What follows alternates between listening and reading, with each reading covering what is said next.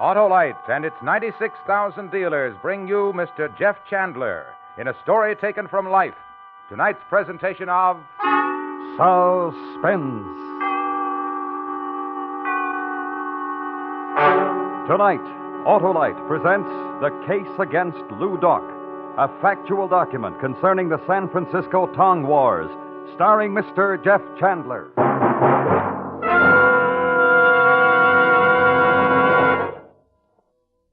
Hello, Harlow. Hi, Hap. How's it going? Oh, horrible, if you mean my car. It wastes gas. It's tough to start. Yeah. Well, why don't you go straight, Hap?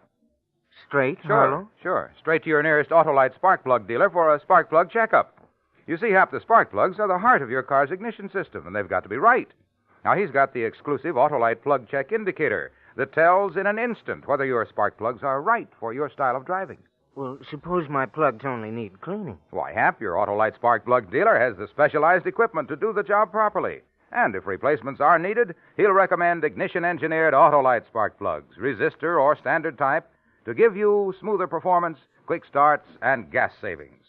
So, friends, see your neighborhood Autolite spark plug dealer soon. And remember, from bumper to tail light, you're always right with Autolite. And now, with The Case Against Lou Doc and the performance of Mr. Jeff Chandler, Autolite hopes once again to keep you in suspense.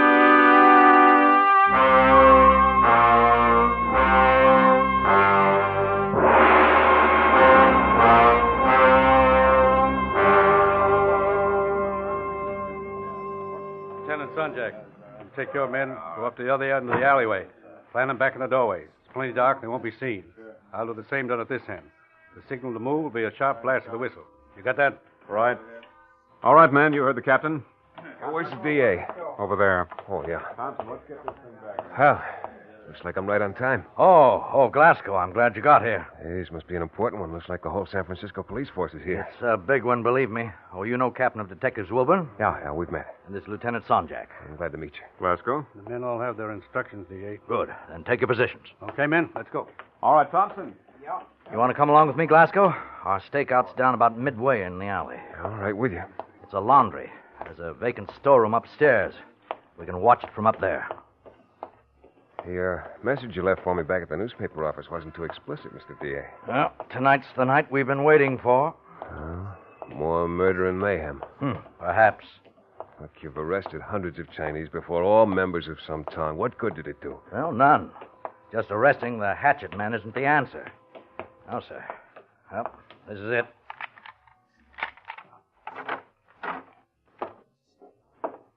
Smells empty. The Chinese laundryman who ran this shop was hacked to death in the last Tong battle they held along here. Come along. It's up those stairs. Who's having it out tonight? The Hop Ying Tong and the On Sings. Well? Kum Ji Ho and Lou Doc. Yeah. The two most popular and powerful Tong leaders. I agree with you as far as Kum Ji Ho is concerned, but as for Lou Doc... I'm more determined than ever to get him. This man lives a double life, Glasgow. By day, a sweet, smiling, and innocent silk merchant. And by night, a ruthless murderer of his countrymen. He won't stop the Tongs by convicting Lou Doc. Well, we'll be able to see everything from this window. Clear night. Yeah. 1,000,000 stars in the sky. We stood next to the open window above the laundry shop, fearless District Attorney Red Muccia and I, and we waited. From the window, we could see down into the dimly lit street called Sporefoot Alley. A narrow street lined on either side with butcher markets, curio shops, tea parlors, and more laundries. And some of those shops, fronts for hidden gambling dens, sultry, air-oppressed opium dens. Lou Doc, the man the DA accused of being the most notorious Tong leader in San Francisco, was all of that. But he was more. Lou Doc was my friend. He was a man of principles. Born in San Francisco and wanting to adapt himself to the ways of his Western brothers, he'd learned to speak, read, and write a pronounced English. He'd educated himself in the thoughts and ideas of the Western world. I knew Lou Doc. And I had my doubts that he was going to show up in Spofford Alley tonight. Cigarette, Glasgow? Yeah, thanks.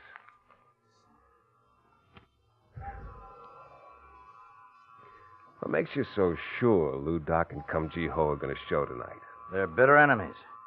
When Cum Ji Ho learned that Lou Doc's brother was in love with one of his favorite sing-song girls, he challenged the Hop Yings. What's the girl's name?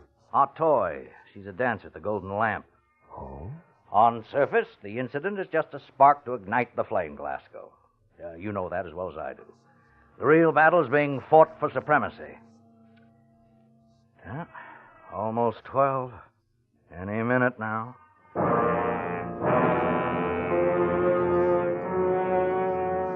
We didn't have long to wait.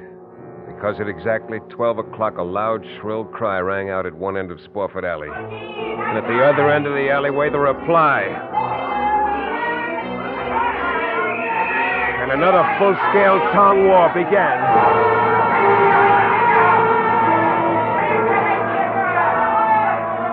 There were at least 50 black-suited Chinese with their plates shoved under dark slouched hats that met head-on in the alley. Their hatches reflected the moonlight as they crashed open enemy heads, and long, gleaming daggers found their marks in soft, easy flesh.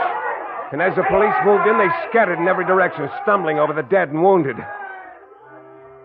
But the police were efficient. They'd holed up both ends of the alley, and it looked like they'd rounded up every one of the boo-how doi that was alive. The district attorney paced the floor of the storeroom, his hands nervously twisting behind him as he waited for his captain of detectives to report to him. Then we heard heavy steps coming up the stairs. In a few moments, 3 men appeared at the head of the landing. Captain Wilburn, his Lieutenant Sanjak, and a smiling, dark-haired Chinese with his hands tied behind him. D.A. Oh, where's the other one? He disappeared. What do you mean he disappeared? I don't know, D.A. He was in mixing it up with the rest of them. I know, I saw him. But after we had the rest of them rounded up, I couldn't find him. How did you know it was Lou Doc, Captain? The big head. I recognize his big head. You can't accuse a Bring man that other one over here. Okay. You, move. This is the one they call Cum Ji Ho. I know why you started this one, Cum Ji Ho. Oh, yes. How did Lou Doc manage to escape? Oh, yes. Lou Doc. Very fine silk merchant. Yes. Don't stall with me. It'll go a lot easier on you. You know you're not going to get this man to talk. We'll see about that. Now, I want the names of every boo-how doi that fought in the alley tonight. Chang, Talo, Diang. What was that? I think he said he wants his lawyer before he speaks another word. Correct. A lawyer? Yes. Thank you. Well, I never heard of Looks any... like tonight wasn't the night you thought it was going to be, D.A. I'm afraid your net results are 0.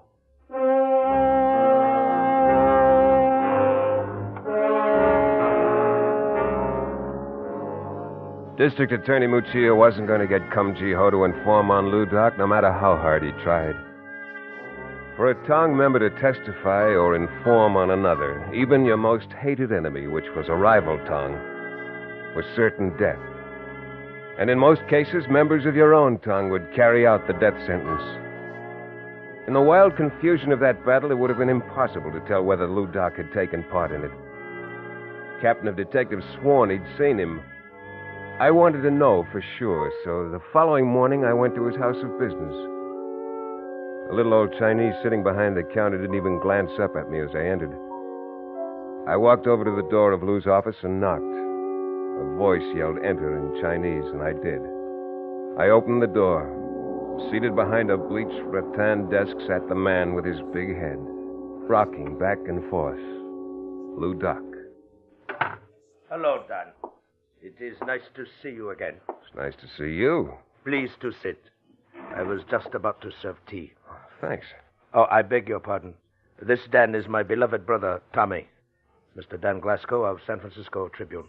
How do you do, Mr. Glasgow? Hello, Tommy. You take tea with lemon, I believe. Right. I am most happy of this surprise visit, Dan. Here you are.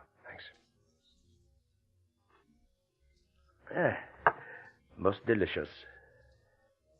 There were 7 men killed in last night's Tong War, Lou Doc. Tell me, Dan, do you prefer the Chinese or Indian tea? I said 7 men were killed in last night's Tong battle. Tommy. 最後正當嘅为了嘛，你好，只有。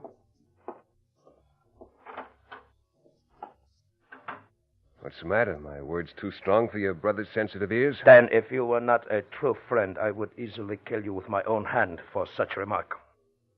I'm sorry, Lieutenant. You, as I, believe in righteous principles. It was upon this discovery that I grow very fond of you. I've honored our friendship. In the ways of your Western world are many things that my people do not understand. Among my people are certain things which the Occidental does not understand. But cold-blooded murder is not a way that either world should have to understand. True. But I have read in the Western world books, I read of organization called California Vigilance Committee. Oh, look, that committee is to protect the innocent from the guilty. Yes, no argument. But for the protection. In Hop Ying Tong is protection for my people. Now comes time when most beloved brother falls in love with sing-song girl named Atoy. He wishes to marry with her. She returns his love. It must be so. And so, in order to bring about this marriage, hundreds of men may lose their lives. If it is as the gods design, yes. There's nothing that I can say that can convince you to settle the whole thing peaceably? In China, perhaps by tribunal, but in San Francisco, then, it is not probable. We must settle this difference by other means. Oh, and I'm sorry, Lou Doc. I'm sorry for your people. There is no one upon whose heart this sorrow hangs heavier than mine. And with that, Lou Doc rose up from his chair. Stood staring at me for a moment through tear-filled eyes. And then he turned and strode majestically out of the room, his large head bent as if in prayer.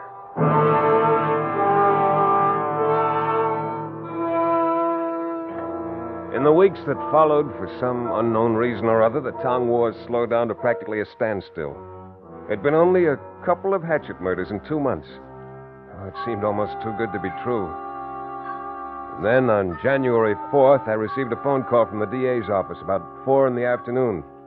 His voice had a smile in it. Well, it took someone else to do it, Glasgow, but it was done. What was done? About an hour ago in Ross Alley, 2 Tong men shot a man and then hacked his face to ribbons with their hatchets.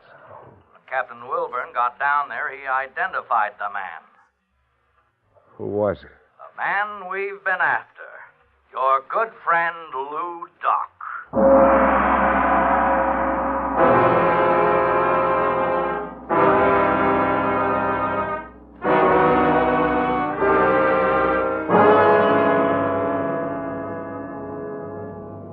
Autolite is bringing you Mr. Jeff Chandler in The Case Against Lou Doc.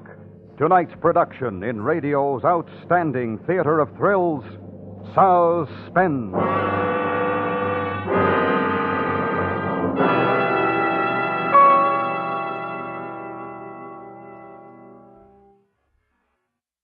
Say, Harlow, just what does ignition engineered mean? Well, Hap, it means that Autolite spark plugs are tops in quality and performance. That's because they're designed by the same Autolite engineers who designed the coil, distributor, and all the other important parts that make up complete ignition systems, used as original equipment on many leading makes of our finest cars, trucks, and tractors. Well, that's a pretty good reason to use them, Harlow. It's the best, Hap. So have your Autolite spark plug dealer replace worn-out spark plugs with either standard or resistor-type Autolite spark plugs for smoother performance, quick starts, and gas savings. They just don't come any better than Autolite. Autolite spark plug dealers offer the best spark plug service money can buy, too, Harlow. Right you are, Hap. So, friends, to quickly learn his address, call Western Union by number and ask for Operator 25. She'll gladly tell you the location of your nearest Autolite spark plug dealer. And remember, from bumper to tail light, you're always right with Autolite. And now, Autolite brings back to our Hollywood soundstage Mr. Jeff Chandler in Elliott Lewis's production of The Case Against Lou Doc, a dramatic report well calculated to keep you in suspense.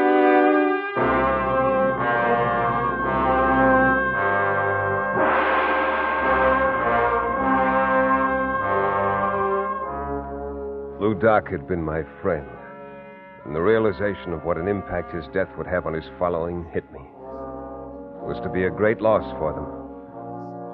I hung up the phone and decided to go down to the police station. When I got there, the desk sergeant lifted a tired finger and told me that Captain Wilburn was back in the morgue with Lieutenant Sonjak.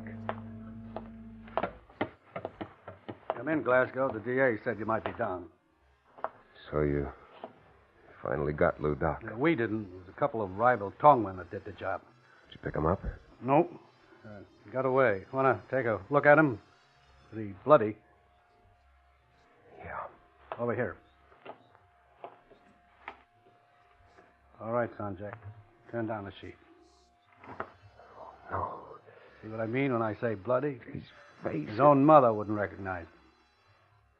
How do you know it's Lou Doc? By the head. Take a look at the head, what's left of it. Doc had a big head, almost out of proportion to the rest of his body. That's how I know it's him. But still, Look, Glasgow, the DA's told me how you feel about this guy. I don't want any trouble from you. This man is Lou Doc. I positively identify him as the notorious Tong leader of the Hop Yings. Do you care to challenge that statement? No. No, of course not. Then you will admit this is Lou Doc. Sure, Captain, I admit it. That's Lou Doc.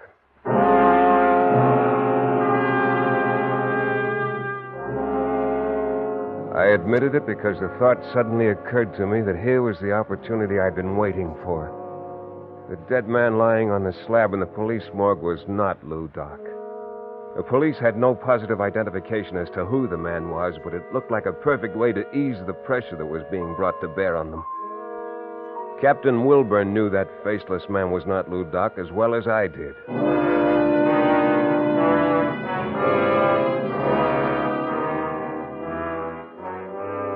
The following morning, I went to the business house of Lou Doc, the silk merchant. Just as I'd expected, the name on the door had been changed. Next door was a gambling parlor. I gave the password at the door and was admitted. I sat down at one of the fantan tables and began playing. I hadn't been playing long when I suddenly felt the presence of someone familiar standing next to me. 3. Sheep. Hello, Lou Doc. Hello, Dan. Happy to meet with you. Is there somewhere we can talk? Come. Owner of this establishment is a good friend of mine. We shall use his office. All right, you lead the way. Come.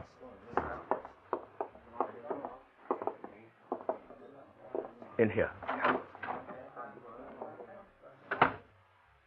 Now, we are alone. You're still hale and hearty, even though you're dead. That is not good joke. Take it you read the morning papers. Oh, yes. In time to change the name on your place of business. You were pleased to see elimination of Lou Doc, weren't you, my friend? You want the truth? Our most precious bond, Dan. Yes, Lou Doc, I was, because now it's no longer necessary for you to work with any tongue. It surprises me that you, of all persons I respect, should think that way. There's great work yet to be done among my people. Forget the work, Lou. It's a battle that won't be won until every tongue is disbanded. And if I leave, what then? Kum Jiho and his tongue take over leadership in San Francisco? The terror that exists now will seem, my friend, a mere particle. Well, what about the police? The police are satisfied, you know that. The notoriety and publicity that have gone before will no longer continue to follow me. The Hop Yings will continue to exist, and you still behind them. Yes, my friend, to make decisions. I will set up puppet leader, but their rival Kum Jiho will always know that still sitting on the throne of the Hop Yings is Lou Doc, the man he fears. I'm a newspaper man. I have to print the truth. You know that. Yes, my friend, I know. I also know something else. Yeah? I also know, Dan Glasgow, you are a true friend of Lou Doc.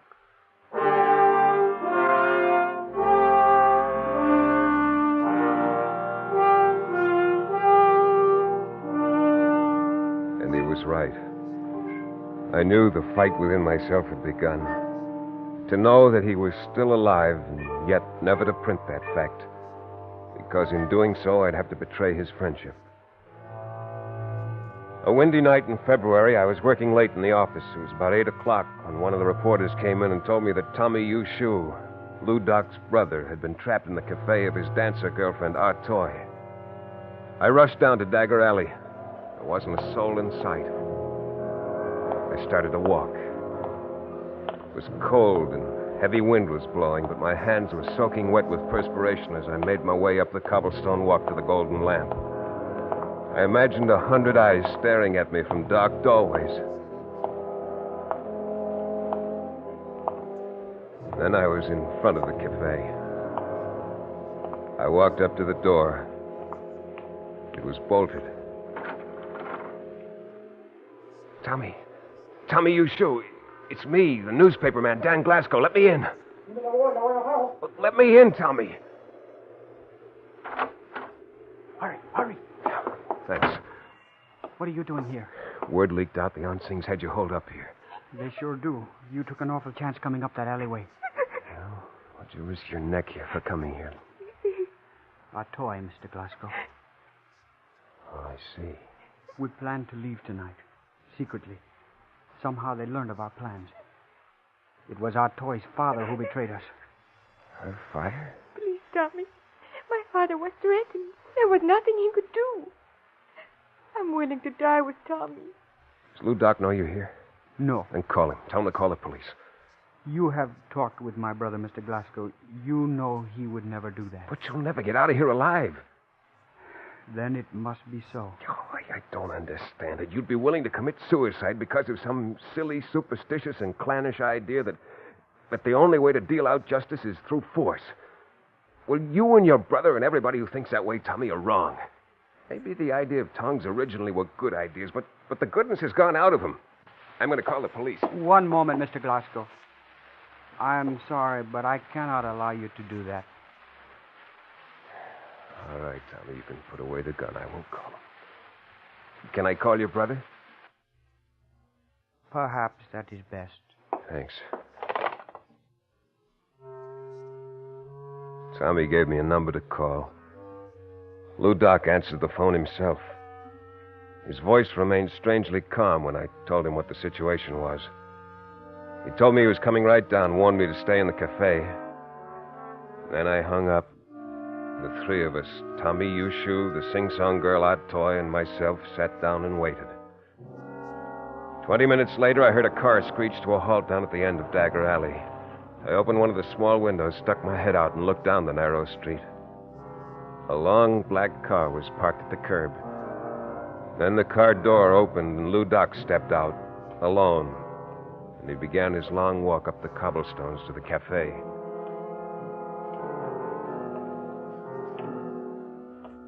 He walked slowly, staring straight ahead, his body firm, rigid, in one position. It was just the movement of his legs. Wearing a long black coat, he looked like a giant as he took long strides, holding his oversized head high. Lou! Hello, Don. You better get inside. There must be at least 25 of them out there. I'm all right. Tell Tommy to come out, But, Don. Lou, you don't have a chance. They won't attack me. They haven't the nerve. Tell Tommy to come out. Tommy, he wants you to go with him. I've got to go, Atoy, but I'll be back for you. Do not fear, my Tell beloved him to one. hurry, Don. Tommy! I'm going. Hello, my brother. It is And good you. to see you. Goodbye, Don. I see you soon again.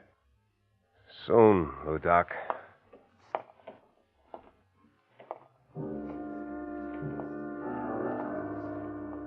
The two of them began their long walk back to the end of Dagger Alley.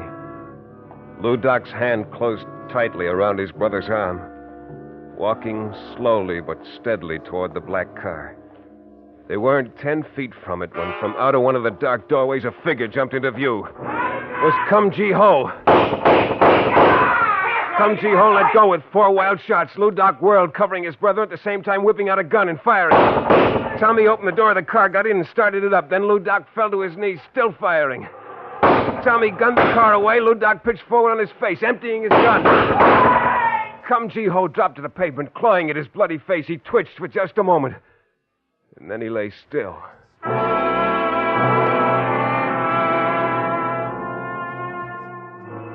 When I got to Lou Doc, he was still alive, but bleeding badly. He looked up at me. Much pain, my friend. Much pain. There'll be an ambulance any minute now, Lou. Just hold on. This is not death I prayed my ancestors to give me then. I die lying on wet pavement in dark alley at night. My wounds bleed freely. Lou, you're not gonna die, Lou. Our most precious bond, truth in our friendship. Promise as you hold me in your arms, my friend, that in stories that will be written, in one of them, someone will write. Someone will write that beneath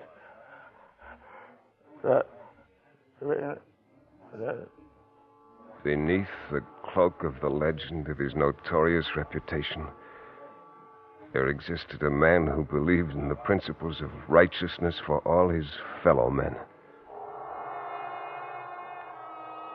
Who is there who can sit in judgment and proclaim that there was any case but goodness against the man named Lou Doc?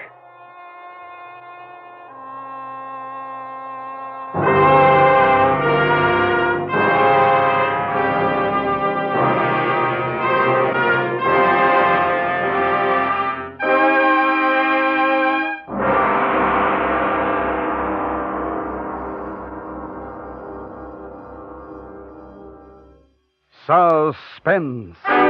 Presented by Autolite. Tonight's star, Mr. Jeff Chandler. This is Harlow Wilcox speaking for Autolite, world's largest independent manufacturer of automotive electrical equipment. During the early months of 1952, the Autolite family will join together in saluting the leading car manufacturers who install Autolite products as original equipment right on their assembly lines. Our Autolite family is made up of the nearly 30,000 men and women in 28 great Autolite plants from coast to coast, and in still other Autolite plants in many foreign countries. Our family also includes more than 18,000 people who have invested a portion of their savings in Autolite, as well as 96,000 Autolite distributors and dealers in the United States and thousands more in Canada and throughout the world. The Autolite family will have the privilege of saluting the Plymouth division of Chrysler Corporation on the next Suspense television program. If you live in a television area, check the day and time of Suspense on television so that you won't miss this program. And remember, from bumper to tail light, you're always right with Autolite.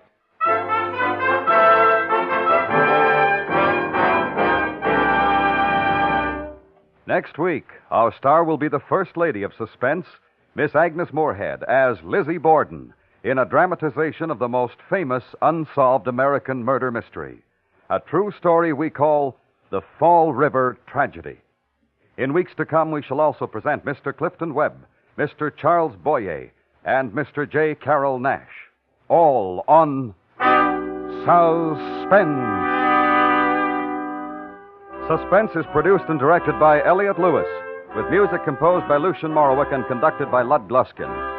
The Case Against Lou Doc was written for Suspense by Richard George Pedicini.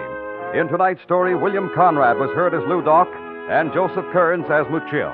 Featured in the cast were Lillian Bayef, Sam Edwards, Herb Butterfield, Byron Kane, and Jack Crucian. Jeff Chandler can now be seen in The Flame of Araby, a Universal International Technicolor production co-starring Maureen O'Hara. And remember, next week, the First Lady of Suspense, Miss Agnes Moorehead, as Lizzie Borden in The Fall River Tragedy. This is the CBS Radio Network.